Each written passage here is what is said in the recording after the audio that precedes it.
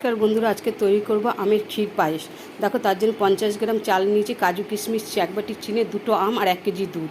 এবার দেখো, কড়াইয়ের মধ্যে একটু জল দিয়ে দুধটা আমি ভালো করে একটু জাল দিয়ে নেব। এবার এদিকে আমের টুকরোটা পেস্ট করে নেব। এদিকে আমি দিয়ে দেবো দুধের মধ্যে একটা তেজপাতা, 2 এলাচ দিয়ে দুধটা যে একটু ফুটে আসবে দিয়ে দেবো চালটা দিয়ে দেবো। চালটা এবার নাড়াচাড়া করে নিলাম। এদিকে একটা প্যানের মধ্যে একটু আমের পেস্ট আর 1 চামচ চিনি দিয়ে ভালো করে 2-3 মিনিট জাল দিয়ে এটা নামিয়ে রেখে দেবো ঠান্ডা হতে। একবার এইভাবে আমের ক্ষীর পায়েসটা খেয়ে দেখো, খুব ভালো লাগে। এই কড়াইয়ের চারিদিক থেকে আমি শটটাকে নিচের দিকে নামিয়ে দিলাম, ব্যাস। আর একটু ফুটবে, এবার দিয়ে দিলাম সামান্য একটু নুনটা দিলে ভালো লাগে। তেজপাতাটা তুলে নিলাম। দেখো, চালটা আমার ফুটে গেছে। এবার দিয়ে দেবো কাজু কিশমিশ, পরিমাণের মধ্যে যে যেমন মিষ্টি খাবে সেমন মিষ্টি দিয়ে দেবো। এবার দেখো, পুরো ক্ষীরের মতো হয়ে গেছে চালটা। এবার গ্যাসটা নিভিয়ে দিয়ে আমি আমের পালটা দিয়ে দেবো। 2 মিনিট নাড়াচাড়া করে আবার একটু গ্যাসটা জ্বালিয়ে দেবো। জ্বালিয়ে দিয়ে আবার 2-3 মিনিট নাড়াচাড়া করে নেবো। কী সুন্দর কালারটা হয়েছে না! এবার নামিয়ে নেবো। নামিয়ে আমি কাজু কিশমিশ